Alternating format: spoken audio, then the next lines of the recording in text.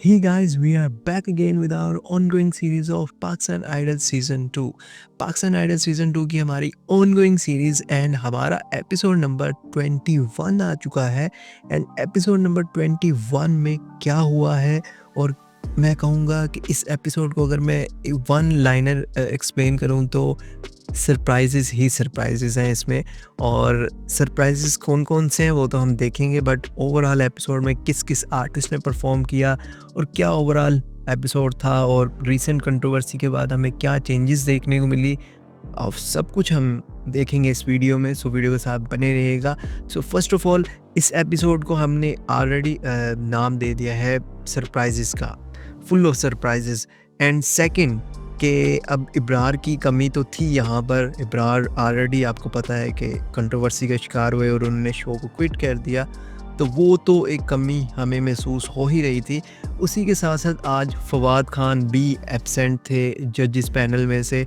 वहाँ पे एक अनाउंसमेंट हमें देखने को मिलती है हमारे होस्ट की तरफ से। वो कहते हैं कि आज जो वो चौथी कुर्सी है, वो जो लास्ट चेयर है, वहाँ पे हमें एक ऐसे जज देखने को मिलेंगे जो कि मेंटोर हैं। और मैं मेंटोर से ही समझ गया था, one of our legendary musician जिनका नाम है शुजा हैदर, जिनका हम नाम लेते रहे हैं अपनी वीडियोस में, अपने रिव्यूज़ में। आज वो हमें ऑन स्क्रीन एज अ जज के तौर पर हमें फाइनली देखने को मिले। इसके साथ साथ शुजा हैदर आए तो हैं और साथ ही उन्होंने एक परफॉर्मेंस भी डिलीवर की है। और क्या उन्होंने वो एक मेडले टाइप परफॉर्मेंस उन्होंने डिलीवर की है अपने मिक्सचर, अपने सॉन्ग्स का जो लेजेंडरी सॉन्ग्स हैं उनके, नो डाउट बहुत बहुत अच्छे तरीके से उन्होंने परफॉर्म किया है। और आप इनको तो जज कर ही नहीं सकते, एक लेजेंड है और उसकी आवाज़, उसके वोकल्स और वो अरेंजमेंट उसके लिए एक नेक्स्ट लेवल थिंग थी। और शुजा हैदर को after such a long time के बाद स्टेज पे लाइव देखना और सुनना, इट्स अ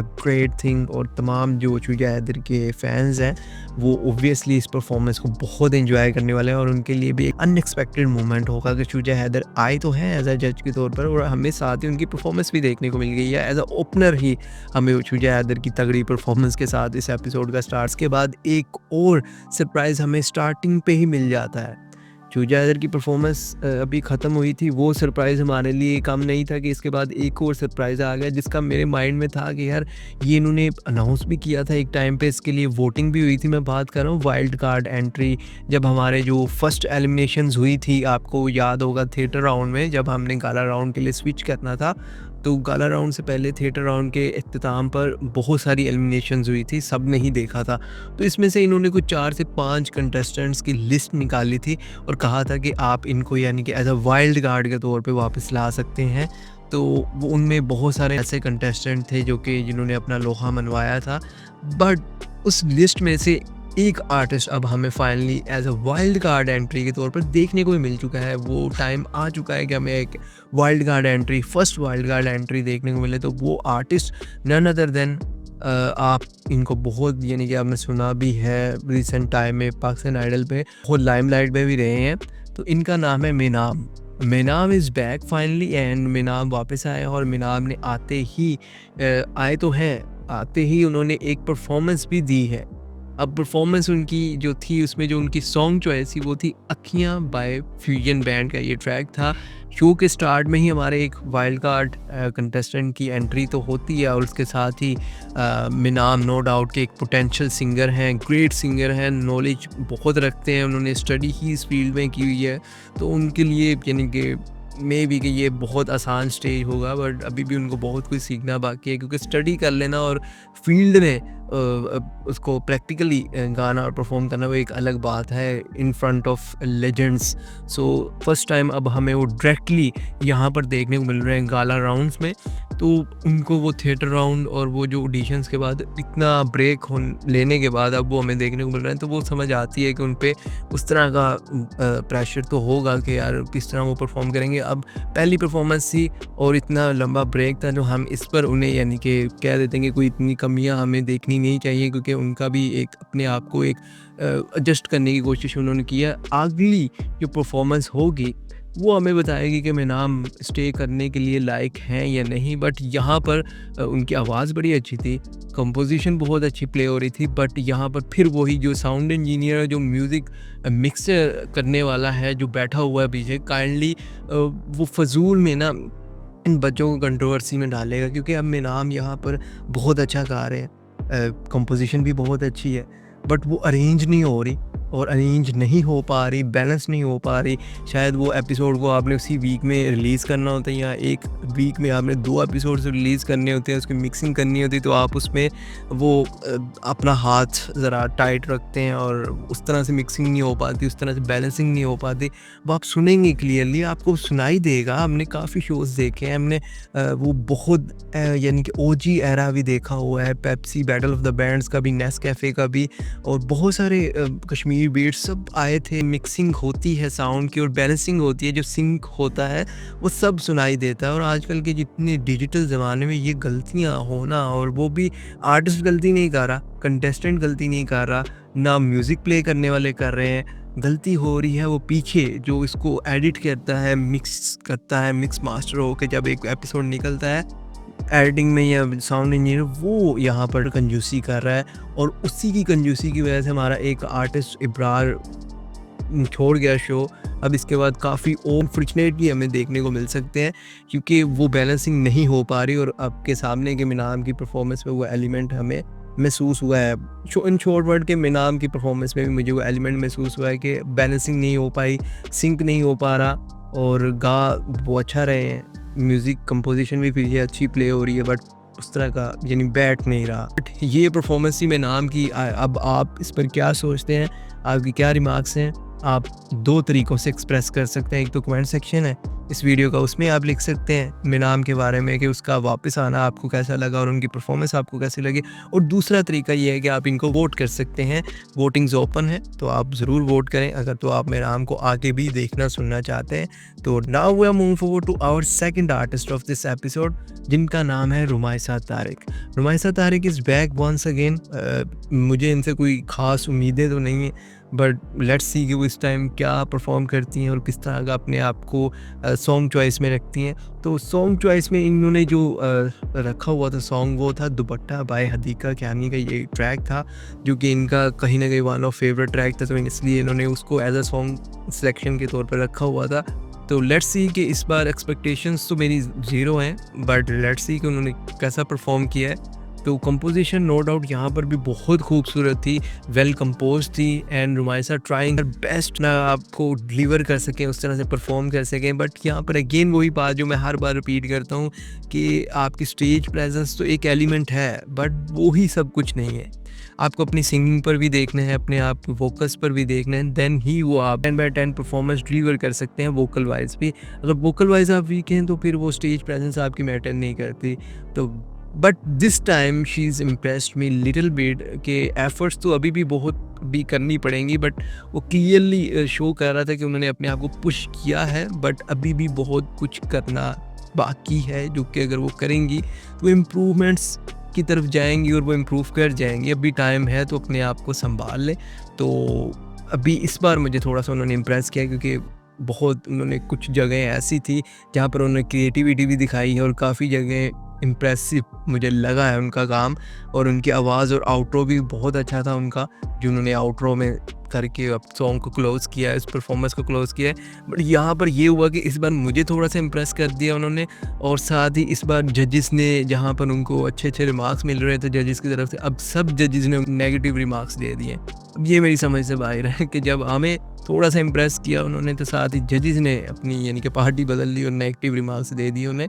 सब जजेस की तरफ से उन्हें नेगेटिव रिमार्क्स मिले हैं। अब आपके इस पर क्या थॉट्स हैं, आप कमेंट सेक्शन में लिख सकते हो। अगर आपको रोमाइसा की परफॉर्मेंस पसंद आई और आप चाहते हैं कि रोमाइसा आगे भी आपको देखने को मिले, आप उनको सेव कर सकते हैं नेक्स्ट राउंड के लिए भी, तो आप उनको वोट कर सकते हैं। तो वोटिंग कैसे करनी है उसके रिलेटेड मैं ऑलरेडी एक डेडिकेटेड वीडियो बना चुका हूँ, तो वो आप उसको देख सकते हैं, वोट कर सकते हैं रोमाइसा को। Now we are moving forward. अब हमारा जो नेक्स्ट सरप्राइज है, क्योंकि एपिसोड ही फुल ऑफ सरप्राइजेज है, तो हमारा नेक्स्ट सरप्राइज ये है कि जो हमारी एक कंटेस्टेंट जो कि बहुत टाइम से मिसिंग थी और उनकी यानी कि हेल्थ इश्यूज़ चल रहे थे और वो थिएटर राउंड से हमें नहीं देखने को मिली और गाला राउंड अब आ गया। फाइनली उनकी वापसी हो चुकी है। उनका नाम है फ़रियाल अंबर। फ़रियाल अंबर इज़ फाइनली बैक एंड वो हमें आप अपनी स्क्रीन्स पर आप उनको देख भी सकते हैं। उनकी वापसी हो चुकी है और हमें देखने को भी मिल चुकी है और होपफुली कि हमें इन अपकमिंग एपिसोड्स में वो गाती हुई भी नज़र आएँगी। उनका सॉन्ग भी, उनकी परफॉर्मेंस भी हमें देखने सुनने को मिलेगी फॉर श्योर। और अब हम चलते हैं अपने थर्ड आर्टिस्ट की तरफ, जो कि मेरी वन ऑफ फेवरेट कंटेस्टेंट हैं और जब भी वो आती हैं मेरी एक्सपेक्टेशंस उनके साथ बहुत हाई होती हैं, क्योंकि मेरा वोट उनको ज़रूर जाता है हर वीक। तो इनका नाम है मीरब जैवलिन। इनकी जो सॉन्ग चॉइस थी वो थी पतंगबाज सजना। तो ये इन्होंने सॉन्ग चॉइस रखी हुई थी। सॉन्ग चॉइस भी बहुत कैची है, बहुत रंगीन है और एक ग्रूवी सॉन्ग चॉइस इन्होंने रखी है। और इस बार भी वो अपने सेफ कॉर्नर जो था उसमें से निकल कर बाहर आई हैं, क्योंकि उनको निकलना था, क्योंकि आप सेफली ज़्यादा भी नहीं खेल सकते, क्योंकि आपको प्रेशर आता है कि आप वो डिफरेंट सॉन्ग सिलेक्शंस करनी है। तो इस बार वो वापस आए हैं और लेट्स सी कि उन्होंने कैसा परफॉर्म किया है। तो उनकी सॉन्ग चॉइस मैं ऑलरेडी बता चुका हूँ कि उनकी वॉइस के लिहाज से ये भी बहुत बेस्ट निकल आई है। इवन कि उनको अपने सेफ कॉर्नर से बाहर निकलना पड़ा है, कंफर्ट जोन से बाहर निकलना पड़ा है। यहाँ पर मैं दाद दूंगा जैवलिन को और जिन्होंने इनको अलाउ किया कि आप ये सॉन्ग रख सकती हैं एज अ सॉन्ग सिलेक्शन के तौर पर। और अब कहूँगा मैं कि सॉन्ग सिलेक्शन इम्प्रूव होना शुरू हो गई है और थैंकफुली अब हमें वो अब आज के दौर के गाने हमें देखने को आहिस्ता आहिस्ता देखने को मिल रहे हैं और सुनने को मिल रहे हैं। तो बिल्कुल इस सॉन्ग की जो कंपोजिशन तैयार की गई है, जो इसको कंपोज किया गया है शुजा हैदर की तरफ से, मैं कहूँ तो पूरे सीज़न जो अभी तक मैंने देखा है, कोई वेल कंपोज्ड और वेल स्ट्रक्चर कंपोजिशन किसी की सॉन्ग की और किसी की मुझे पसंद आई है तो वो इस सॉन्ग की है। मैं एक्सपेक्ट नहीं कर रहा था कि यार मुझे कुछ इस तरह का सुनने को मिलेगा कंपोजिशन वाइज, और फिर कंपोजिशन तो एक तबाही हुई ही हुई है कंपोजिशन में। बट देन जब जैवलिन ने इसको गाना स्टार्ट किया है तो उफ़, मैं यहाँ पर एक्सप्लेन नहीं कर सकता। मैं यही कहूँगा कि वो सॉन्ग जो उन्होंने अब परफॉर्म किया है इस बार, मेरे ओपिनियन में कि ये सॉन्ग बना ही इनके लिए था और इन्हीं पर वो सूट करेगा। कोई भी दूसरा आर्टिस्ट गा ले वो इस तरह से उसको परफॉर्म नहीं कर सकता जिस तरह से जैवलिन ने परफॉर्म कर दिया है। और जैवलिन की भी जो पावरफुल एक कॉर्नर है ना, जिसकी वजह से मैं इनको वोट करता हूँ और इनकी एबिलिटी नज़र आती है, वो आज उन्होंने प्रॉपरली हमारे सामने शो भी कर दिया अपनी वोकल वाइज और अपनी स्टेज प्रेजेंस वाइज, और सब जो उनमें था उन्होंने आके सामने रिप्रेजेंट कर दिया। तो इसमें यानी कि मैं कहता हूँ कि तबाही आग तोड़ू फोड़ू परफॉर्मेंस थी ये और मुझे बहुत पसंद आई है। और इवन कि अब पंजाब ने, हमारे पंजाब में ये ट्रेडिशन, ये कल्चर वापस आ रहा है, ये फेस्टिवल वापस आ रहा है, तो ये सॉन्ग तो भाई डेफिनेटली मैं तो सुनने वाला हूँ, मैं तो बजाने वाला हूँ और मेरी प्लेलिस्ट में ये सॉन्ग तो अब टोटली ऐड हो चुका है। और big thanks to Pakistan idol and Shuja Haider to make this happen and make this possible. इनको वोट ज़रूर करें क्योंकि ये डिज़र्व करती हैं और इतनी तगड़ी परफॉर्मेंस मैं एक्सपेक्ट नहीं कर रहा था इस एपिसोड में। एक यानी कि मेरे लिए अनएक्सपेक्टेड सा मोमेंट था, मैंने बहुत एंजॉय किया है और आप भी इस परफॉर्मेंस को ज़रूर चेकआउट करें। जैवलिन की परफॉर्मेंस आपको बहुत पसंद आने वाली है, बहुत आप एंजॉय करेंगे, ये मेरी गारंटी है आपको। ये होती हैं परफॉर्मेंसेस, ये होता है काम जब आर्टिस्ट डेडिकेशन के साथ काम करता है और अपना 100% देना चाहता है, तो वो सॉन्ग सिलेक्शन में भी और परफॉर्मेंस वाइज भी वो दे जाता है प्रॉपरली सुकून के साथ। तो उन्होंने अपना 100% दे दिया और बहुत बेस्ट परफॉर्मेंस थी। जितना मैं इसकी तारीफ़ करना चाहूँ, जितनी यानी कि घंटों में तारीफ़ कर सकता हूँ कि इतनी यानी कि अच्छी परफॉर्मेंस थी। Now we are move forward to our fourth artist, जो कि इस एपिसोड के आखिरी आर्टिस्ट हैं, नेम कॉल्ड आर्यन नवीद। आर्यन नवीद की जो सॉन्ग चॉइस थी वो थी आतिश बाय शुजा हैदर। शुजा हैदर का ट्रैक ही उनके सामने परफॉर्म करने जा रहे हैं। शुजा हैदर आपके सामने बैठे हैं तो गलती गुंजाइश तो होगी नहीं। अब ये सॉन्ग बहुत टफ़ है, बहुत टफ़ ये सॉन्ग है और शुजा हैदर के जो सॉन्ग्स हैं not ordinary songs and not easy song. बहुत उसमें चीज़ें होती हैं, बहुत सारी ऐसी जगहें होती हैं जो कि बहुत प्रैक्टिस करनी पड़ती है आपको। तो आर्यन समहाउ पिछले कुछ हफ्तों से मुझे उस तरह से जस्टिफाई नहीं कर पा रहे, मेरे यानी कि जोन में नहीं आ पा रहे। बट लेट्स सी कि उन्होंने इस बार किस तरह से अपने आप को रचाया है और किस तरह से परफॉर्म किया है। तो अब उन्होंने अपने आप को एक न्यू जॉनरा में तो डाइव करवाया ही करवाया है विद द आतिश। एंड जब आप रियल में एफर्ट्स करते हो ना, तो आपकी एफर्ट्स, आपकी क्रिएटिविटी, सब कुछ आपके सामने आ जाता है और व्यूअर्स और लिसनर आपके साथ कनेक्ट भी कर पाते हैं। और वो यानी कि यहाँ पर जो उन्होंने अटैम्प्ट की है वो अच्छी है। और अगेन जो साउंड मिक्सर, जो साउंड इंजीनियर है, उससे मुझे बहुत इख्तलाफ आता है, क्योंकि वो उस तरह से इसको मिक्सिंग नहीं कर पा रहा, क्योंकि वोकल्स कहीं जा रहे हैं और जो मिक्सिंग में बिठाते हैं एडिटिंग में, तो वो उस तरह से बैलेंस नहीं हो पा रहे। यानी कि आवाज़ ज़्यादा है, म्यूज़िक कम है, कहीं पे म्यूज़िक ज़्यादा है, आवाज़ कम है। तो ये गलतियाँ, ये मिस्टेक्स होनी नहीं चाहिए इस लेवल पे। तो आपको थोड़ा-सा ज़रा इसको कंसीडर आउट करना चाहिए कि mixing and balancing and sync वगैरह प्रॉपर्ली होना चाहिए। आर्यन ने बहुत अच्छी एफ़र्ट की है, उनकी एफ़र्ट के लिए यानी कि उनको मैं एप्रिशिएट करना चाहूँगा। अपने आप को उन्होंने एक ऐसे टफ़ सॉन्ग में डाला है और उन्होंने उसको परफ़ॉर्म करने की कोशिश की है, एफ़र्ट की है और उन्होंने इसको परफ़ॉर्म भी किया है। अभी मेरे यानी कि ओपिनियन में ये उनकी एक मुझे अभी तक की अच्छी परफॉर्मेंस लगी है। अब आगे देखते हैं कि वो अपने आप को अप लेकर जाते हैं या फिर वो नॉर्मल में चले जाते हैं। तो इस बार तो मुझे आर्यन की भी ज़रा एक अच्छी गुड परफॉर्मेंस लगी है। और अब आपके इस पर क्या रिमार्क्स हैं वो तो आप कमेंट सेक्शन में लिख सकते हैं। और अगर आर्यन की परफॉर्मेंस आपको पसंद आई तो उनको आप वोट भी ज़रूर कर सकते हैं। वोटिंग लाइन्स ओपन है मंडे रात 12 बजे तक, तो तब तक आप वोट्स कर सकते हैं। वोट कैसे करना है उसके लिए मैं ऑलरेडी वीडियो बना चुका हूँ, उसको आप चेकआउट भी कर सकते हैं। ये थी आज की हमारी वीडियो, ये था एपिसोड और इसका ब्रेकडाउन। तो मिलेंगे हमारे जो सेकंड एपिसोड है इस वीक का, उसके साथ। टिल देन अपना रखिए बहुत सारा ख्याल, मिलूंगा आपसे नेक्स्ट टाइम। टिल देन अल्लाह हाफिज़, बाय बाय, पीस आउट।